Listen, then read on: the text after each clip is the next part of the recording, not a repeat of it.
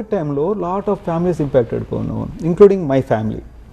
So ఒక person ఆ రోజు వరకు ఉన్న పర్సన్ నెక్స్ట్ డే లేకపోతే ఏమేమి జరగబోతుందో ఫ్యామిలీకి తెలియదు.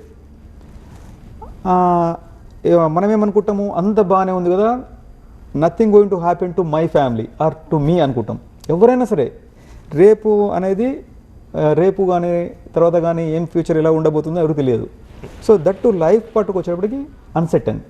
నా ఫైనాన్షియల్ సిచ్యువేషన్ ఏంటి, నాకు అసలు ఇన్సూరెన్సెస్ ప్రొటెక్షన్ ఉన్నాయా లేవా, నా ఇన్కమ్ ప్రొటెక్షన్ ఉందా లేదా, ఇవన్నీ కూడా ఎప్పుడు వచ్చినాయంటే ఆ పర్సన్ లేనప్పుడు తెలుస్తుంది.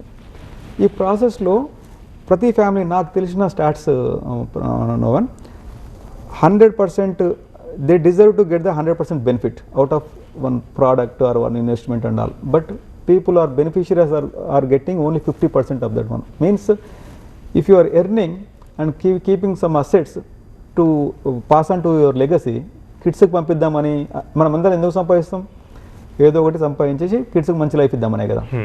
ఈ ప్రాసెస్లో నేను 1 crore కానీ ఈజీ అండర్స్టాండింగ్ గురించి చెప్తున్నాను. 1 crore అనుకోండి, 1 crore లేకపోతే 10 crores నేను పంపిద్దాం అనుకోని నేను అనుకుంటున్నా మనసులో.